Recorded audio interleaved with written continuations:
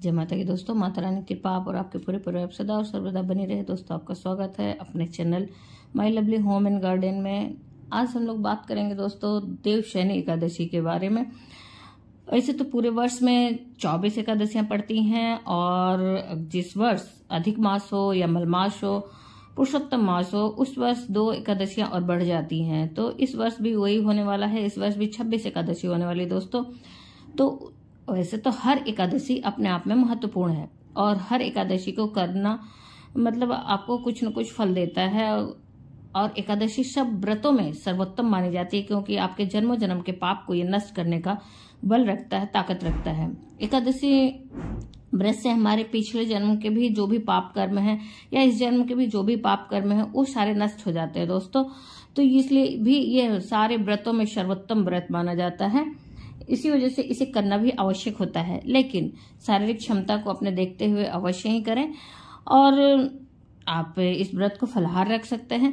तो हम लोग आज इस वीडियो में बात करेंगे कि इस व्रत को कैसे धारण करें, अगर आपको भूख लगे तो क्या करें और अगर आपको निद्रा आए तो क्या करें। क्योंकि एकादशी व्रत में ये माना जाता है कि शयन भी नहीं करना चाहिए। तो निद्रा आए तो क्या करें कि आपको दोष न लगे और सारे पुण्य आपको प्राप्त हो दोस्तों। तो बहुत सारे ऐसे उपाय भी हम लोग बात करेंगे जो कि बहुत ही फलदायी होते हैं और बहुत ही पुण्य आपको प्राप्त करेंगे। तो इस वीडियो की जानकारी बहुत ही महत्वपूर्ण होने वाली है, इसलिए आप पूरी जानकारी अवश्य ही लें। अगर इस वीडियो की कोई भी जानकारी आपको अच्छी लगे तो लाइक तो अवश्य ही करें। और आपके लाइक हमारे लिए बहुत ही महत्वपूर्ण होते हैं क्योंकि उसी से हम लोगों को पता चलता है कि ये वीडियो आपको उपयोगी लगी दोस्तों। और अपने फ्रेंड्स और फैमिली में ज़्यादा से ज़्यादा शेयर भी करें। अभी तक मेरे चैनल पे आप नए हैं तो मेरे चैनल को सब्सक्राइब करें, बेल नोटिफिकेशन अवश्य ही दबाएं ताकि आने वाली वीडियो आपको सर्वप्रथम प्राप्त हो सके। माता रानी के नाम का जयकारा कमेंट बॉक्स में अवश्य लगाएं। अगर कोई भी प्रश्न हो तो आप कमेंट बॉक्स में लिख सकते हैं, कोई भी सुझाव हो तो कमेंट बॉक्स में लिख सकते हैं दोस्तों। तो हम लोग बात करते हैं देवशयनी एकादशी का, जो कि आज इस बार कब पड़ रहा है। तो देवशयनी एकादशी दोस्तों 29 जून को पड़ रहा है और इस बार 29 जून जो है बृहस्पतिवार। वैसे भी भगवान विष्णु की जो पूजा की जाती है और उनका जो उनको समर्पित दिन है वो बृहस्पतिवार है, गुरुवार है। तो कल गुरुवार के दिन ही देवशयनी एकादशी भी पड़ रही है। तो इसलिए भी ये बहुत ही खास हो जा रहा है, बहुत ही महत्वपूर्ण हो जा रहा है और बहुत शुभ फल देने वाला हो जा रहा है दोस्तों। तो कोशिश अवश्य ही करें। और एकादशी व्रत रखने वालों को कुछ खास बातों का भी ध्यान रखना चाहिए। उन्हें दशमी तिथि के दिन से ही कुछ नियमों का पालन करना होता है, जैसे कि आज एक वक्त का भोजन करें और अन्न एक वक्त का ग्रहण करें और उसमें भी सात्विक भोजन ग्रहण करें। फिर उसके बाद मसूर की दाल, जितने भी कहा जाए कि बादी जैसी चीजें होती है, मूली, गाजर, जड़ वाली चीजें, वो भी नहीं खानी चाहिए। फिर उसके बाद दोस्तों आज के दिन मसूर की दाल नहीं खाई जाती, चावल नहीं खाई जाती है। बहुत ही लहसुन प्याज का मतलब त्याग किया जाता है। बहुत ही शुद्ध और सात्विक भोजन आज के दिन भी किया जाता है, दशमी तिथि के दिन भी किया जाता है। तो एकादशी व्रत रखने वालों को इस बात का भी अवश्य ध्यान रखना चाहिए कि दशमी तिथि से ही कुछ नियमों का पालन करें। और संध्या काल में मतलब सूर्योदय जब तक सूर्य रहते हैं तब तक तो कुछ अन्न खा सकते हैं, लेकिन सूर्य अस्त होने के बाद से उन्हें अन्न ग्रहण नहीं करना चाहिए। अगर भूख लगती है तो वो फलाहार ले सकते हैं, दूध ले सकते हैं। मतलब सूर्य अस्त के बाद से उन्हें अनाज का सेवन नहीं करना चाहिए दशमी तिथि के दिन। फिर ब्रह्मचर्य का रात में पालन करना चाहिए दोस्तों। फिर उसके बाद एकादशी तिथि के दिन सर्वप्रथम अगर आपके कहीं आसपास में कोई पवित्र सरोवर या गंगा नदी है तो उसमें स्नान कर सकते हैं। नहीं संभव है तो आप घर में गंगा जल, नहाने वाले जल में ही मिश्रित करके स्नान आदि करें। और स्नान आदि करने के बाद ब्रह्म मुहूर्त में खास करके कहा जाता है कि कोई भी मतलब उसमें देव जो होते हैं, देवी देवता विचरण करते हैं पृथ्वी पे दोस्तों। तो उस समय अगर आप ब्रह्म मुहूर्त में स्नान आदि करने के बाद सर्वप्रथम सूर्य देव को जल अर्पित करने के बाद अपने घर के जो पूजा का मंदिर बनाया है, पूजा स्थल बनाया है, उस स्थान पर पहुंचे और जो भी देवी देवता हैं उनका विधि विधान से पूजन करने के बाद अगर आपके विष्णु भगवान का कोई भी स्वरूप है, कोई भी विग्रह रूप है, मूर्ति रूप है, तो उसका अभिषेक आप अवश्य करें। और खास करके जब कल बृहस्पतिवार के दिन पड़ रहा है तो ऐसे भी विष्णु भगवान को हल्दी अर्पित अवश्य किया जाता है। तो इनके स्नान के जल में भी गंगा जल के साथ आप हल्दी मिश्रित करें। तो दोस्तों आज का जो विशेष उपाय है कि हल्दी हल्दी का उपयोग आपको 5-6 जगहों पे करना है, जिससे आपको अति लाभ मिलेगा। पहला तो अपने स्नान के जल में भी आप हल्दी मिश्रित करें, फिर भगवान के स्नान के जल में भी हल्दी मिश्रित करें, और सूर्य देव को भी जो जल अर्पित करेंगे आप, अर्घ देंगे, उसमें भी हल्दी मिश्रित करें। फिर उसके बाद दोस्तों आज के दिन अपने घर के जो मेन दरवाजा है उसके दोनों तरफ स्वस्तिक बनाएं हल्दी चंदन मिश्रित चंदन से, और स्वस्तिक के साथ दोनों तरफ स्वस्तिक बनाएं। साथ ही आप पंचोपचार विधि से जब अभिषेक कर लेते हैं तो पंचामृत से भी भगवान का अभिषेक करें।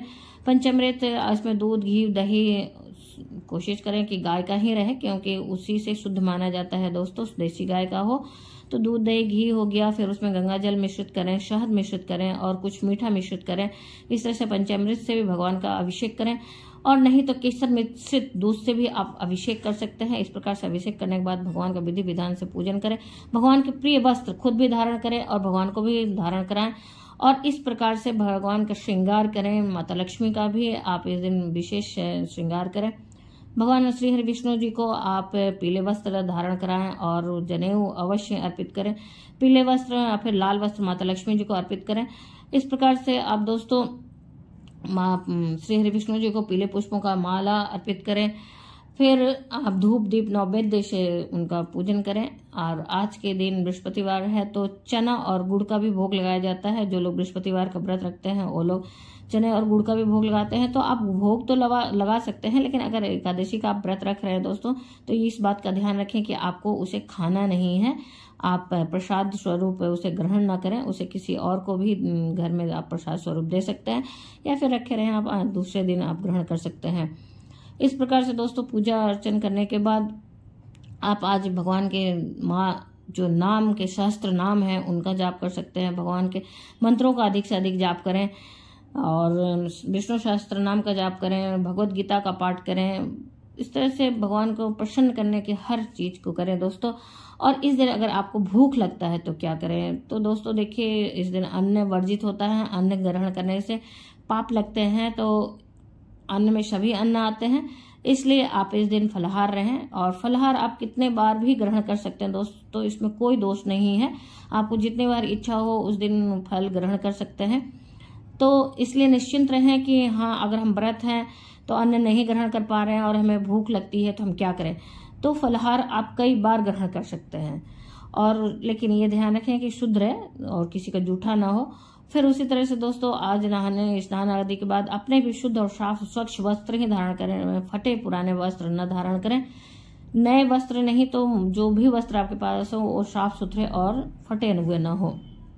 फिर उसके बाद दोस्तों संध्या काल में भी इसी प्रकार से विधि विधान से पूजन करें। और घर के किसी सदस्य को भी कोशिश करें कि सात्विक भोजन ही बने, बिना लहसुन प्याज के भोजन बने, और चावल न बने उस दिन भी, क्योंकि दशमी एकादशी और द्वादशी को चावल ग्रहण करने से बहुत पाप लगता है दोस्तों। तो ये आप ध्यान रखें दोस्तों। देवशयनी एकादशी से ही भगवान श्री हरि विष्णु 4 महीने के लिए जो होता है कि योग निद्रा के लिए जाते हैं, विश्राम के लिए जाते हैं।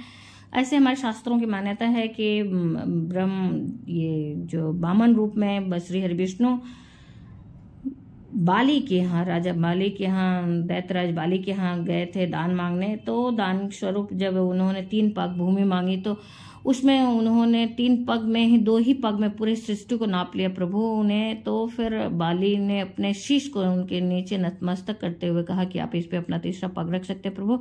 प्रभु उनकी दान की महिमा को देख के, उनके भक्ति को देख के प्रसन्न होते हैं और फिर कहते हैं कि मतलब उन्हें पाताल लोक का राजा बनाते हैं और कहते हैं कि आप कोई भी वर मांगिए। तो जो बाली थे उन्होंने वर स्वरूप उनसे मांगा कि आप मेरे घर पे निवास करें। तभी से प्रभु उनके यहाँ 4 महीने के लिए उनके घर पे, बाली के घर पे निवास करते हैं। 4 महीने योग निद्रा में क्षीर सागर में बाली के यहाँ विश्राम करते हैं। फिर इस प्रकार से ये मान्यता है दोस्तों। फिर और ये भी मान्यता है कि तभी से सभी देव ब्रह्मा विष्णु महेश 4-4 महीने के लिए योग निद्रा के लिए जाते हैं बारी बारी से, मतलब बाली के यहाँ जाते हैं विश्राम करने। तो ये तो रही हमारी पौराणिक मान्यता है दोस्तों। और इस चतुर्मास के बीच में कोई भी शुभ कार्य नहीं होता है और विशेष पूजा अर्चन भगवान की होती है। विशेष करके श्री हरि विष्णु जी की खास पूजा अर्चना की जाती है। और सिर्फ शुभ कार्य नहीं होते हैं, जैसे कि कोई भी मांगलिक कार्य हो गया, विवाह हो गया, मुंडन संस्कार हो गए, जनेऊ हो गया, उपनयन हो गया, या फिर सगाई हो गई, या फिर नए जैसे आप अगर घर का गृह प्रवेश कर रहे हैं तो वो नहीं होता, विद्या आरंभ नहीं होता। जो भी शुभ कार्य है वो सब वर्जित रहते हैं इस बीच में। हमारे शास्त्रों के अनुसार दोस्तों हरि शब्द सूर्य, चंद्रमा, वायु और विष्णु आदि अनेक अर्थों से प्रयुक्त है। हरि शयन का तात्पर्य इन 4 माह में बादल और वर्षा के कारण सूर्य चंद्रमा का तेज जो होता है क्षीण हो जाता है। उनके शयन का द्योतक माना गया है, प्रभु के शयन का द्योतक माना गया है। इस समय पित्त स्वरूप जो शरीर की अग्नि शांत हो जाती है, जिससे शरीर की ऊर्जा भी हमारी क्षीण होने लगती है। और आधुनिक युग में जो है वैज्ञानिकों ने भी ये बात माना है और उन्होंने भी खोजा है कि चतुर्मास में मुख्यतः वर्षा ऋतु में विभिन्न प्रकार के कीटाणु अर्थात सूक्ष्म रोग जंतु जो होते हैं उत्पन्न हो जाते हैं। जल की बहुलता और सूर्य तेज का अल्प प्राप्त होना इन जंतुओं का कारण है।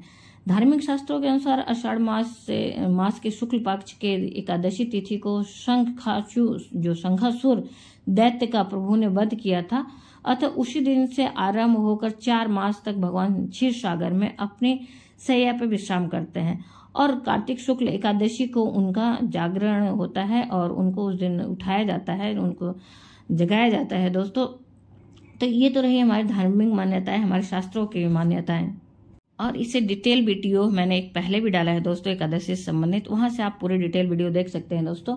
तो आज मैं सिर्फ विशेष उपायों के बारे में जो बात कर रही थी, तो आज विशेष उपाय ये करें कि आप तुलसी जी को भी तुलसी जी को कच्चा दूध और केले की जड़ में कच्चा दूध अर्पित अवश्य करें, क्योंकि बृहस्पतिवार है। और पीपल के वृक्ष में भी कच्चा दूध अर्पित करें, और हल्दी भी पीपल के वृक्ष में, केले के वृक्ष में और तुलसी के वृक्ष में हल्दी का विशेष उपयोग किया जाता है। हल्दी इनके जड़ों में अवश्य अर्पित करें। पूजन में इन बातों का ध्यान रखें। फिर मैं बात करी थी दोस्तों, अगर आपको निद्रा आए तो क्या करें। तो निद्रा आए तो दोस्तों आज के दिन आप तुलसी, एकादशी के दिन तुलसी तो नहीं तोड़ी जाती है, लेकिन श्री हरि विष्णु के भोग भी अपूर्ण माना जाता है तुलसी के बिना। तो आज जैसे कि बुधवार है, दशमी तिथि है, तो आज ही के दिन आप तुलसी अवश्य तोड़ के रख लें और इनका भगवान के भोग में भी अर्पित करें। और आपको निद्रा अधिक आती है तो तुलसी के एक पत्ते, तुलसी के एक दल को अपने पास अवश्य ही रखें और कोशिश करें कि दिन में न सोएं। अगर दिन में आप अपने आप को भगवान के पूजा पाठ में और किसी कार्य में व्यस्त रखेंगे तो आपको वैसे भी निद्रा नहीं आएगी। तो ये अवश्य ही आप ध्यान रखें। और रात्रि में भी जहाँ तक हो सके ज़्यादा से ज़्यादा जागरण करें। आज के दिन जागरण करने का नियम है दोस्तों, तो ज़्यादा से ज़्यादा जागरण करें। फिर जब संभव न हो, अगर शरीर साथ न दे, तब आप अपने साथ तुलसी के पत्ते को अवश्य रखे रहें। उससे आपका जो भी ऐसे का माना जाता है कि अगर आप आज के दिन आपको निद्रा आती है या नींद आता है, तो त्रिजटा नाम की जो राक्षसी थी, जो अशोक वाटिका में माता सीता के साथ थे, उनको सारे पुण्य चले जाते हैं। एकादशी में अगर आपको निद्रा आती है तो वो सारे जो, अगर आप तुलसी दल अपने पास रखते हैं तो इस मतलब पाप से आप बच सकते हैं दोस्तों। तो इस बात का विशेष ध्यान रखें। और श्री हरि विष्णु जी के भोग में आप तुलसी दल अवश्य ही अर्पित करें, इसका भी ध्यान रखें। फिर दोस्तों अब हम बात करते हैं कि कब प्रारंभ हो रहा है एकादशी व्रत जो धारण करना हो, किस दिन है। तो दोस्तों एकादशी तो प्रारंभ हो रही है 29 जून 2023 की सुबह भोर में 3:19 पर, और फिर उसके बाद इसका समापन जो है 29 जून की ही, और कहा जाए 29 और 30 की रात्रि, मतलब 30 के तड़के, 30 की भोर में 2:42 पे हो जाएगा। और इस तरह से जो उदया तिथि के अनुसार एकादशी मनाई जाएगी, 29 जून को मनाई जाएगी। पूरे दिन की एकादशी है, उसी दिन मनाई जाएगी दोस्तों। फिर उसके बाद इसका पारण किया जाएगा 30 जून को, 30 जून द्वादशी के दिन पारण किया जाएगा। और इस दिन आप पारण करने का इसका शुभ मुहूर्त है 5:52 से लेकर 7:52 के बीच में आप शुभ मुहूर्त के बीच में पारण कर सकते हैं। और पारण के पूर्व आप अपना जो नित्य कर्म है पूजा अर्चन करें। पूजा अर्चन करने के बाद ही आप किसी ब्राह्मण का भोजन करा सकते हैं तो अवश्य करें। अगर संभव नहीं है तो उनके लिए दान की वस्तुएं अवश्य निकालें। फिर इस बात का विशेष ध्यान रखें कि एकादशी के दिन भी चावल पूजा में भी अर्पित नहीं किया जाता है, संकल्प में भी नहीं लिया जाता है, कहीं भी चावल का इस्तेमाल नहीं किया जाता है एकादशी के दिन। और इसी प्रकार से द्वादशी के दिन भी चावल दान में भी नहीं दिया जाता है। द्वादशी के दिन भी चावल का सेवन नहीं किया जाता है दोस्तों, कहीं भी मतलब इस्तेमाल नहीं किया जाता है। तो इन बातों का आप विशेष ध्यान रखें, नहीं तो आपके सारे किए कराए पे पानी फिर जाएगा, आपका पुण्य कर्म पाप में बदल जाएगा दोस्तों। तो इसका ध्यान रखते हुए आप पूजन अर्चन कर सकते हैं। और द्वादशी की जो पारण है वो भी सात्विक भोजन से ही करें, बिना लहसुन प्याज के भोजन से करें। और नहीं संभव है तो सिर्फ तुलसी दल डाल के सुबह सुबह आप शुभ मुहूर्त के बीच में अपना पारण कर लें, जल ग्रहण कर लें। फिर उसके बाद भगवान के प्रसाद वगैरह ग्रहण करने के बाद आप भोग बनाएं, भोग प्रसाद बनाएं, जो भी आप भोजन बनाएं उसे ग्रहण करें। और द्वादशी के दिन भी आप चावल नहीं ग्रहण करेंगे दोस्तों। संध्या काल के बाद से आप जो इच्छा वो खा सकते हैं, लेकिन आप दोपहर तक न ग्रहण करें। और इस दिन भी ज़्यादा भोजन नहीं ग्रहण किया जाता है, सिर्फ 2 ही बार भोजन ग्रहण किया जाता है द्वादशी के दिन। तो कोशिश यही करें कि आप जो सुबह का भोजन है थोड़ा लेट लें, फिर उसके बाद संध्या काल में आप रात्रि का भोजन जो करना है कर लें। या फिर अगर संभव नहीं है तो आप सुबह में फलाहार ग्रहण कर सकते हैं, फिर उसके बाद अन्न ग्रहण कर सकते हैं। इस प्रकार से आप रख सकते हैं दोस्तों। आशा करते हैं कि इस वीडियो की जानकारी आपको अच्छी लगी हो, और वीडियो की जानकारी आपको अच्छी और उपयोगी लगी दोस्तों तो लाइक तो अवश्य करें। आपके लाइक ही एक ऐसा जरिया है जिससे हम लोग को पता चलता है कि वीडियो आपको उपयोगी लगी। फिर अपने फ्रेंड्स और फैमिली में ज़्यादा से ज़्यादा इसको शेयर भी करें दोस्तों। आप मेरे चैनल पर नए हैं तो मेरे चैनल को सब्सक्राइब करें, बेल नोटिफिकेशन अवश्य दबाएं ताकि आने वाले जो भी जानकारी है वो आपको सर्वप्रथम प्राप्त हो सके। माता रानी के नाम का जयकारा कमेंट बॉक्स में अवश्य लगाएं, इससे एक सकारात्मक ऊर्जा का संचार आपके अंदर होगा दोस्तों। और कोई भी प्रश्न हो, कोई भी सुझाव हो तो आप कमेंट बॉक्स में अवश्य लिख सकते हैं। फिर मिलते हैं दोस्तों एक नए वीडियो के साथ, एक नई जानकारी के साथ। तब तक के लिए धन्यवाद। जय माता की, माता रानी की कृपा आप और आपके पूरे परिवार पर सदा और सर्वदा बनी रहे।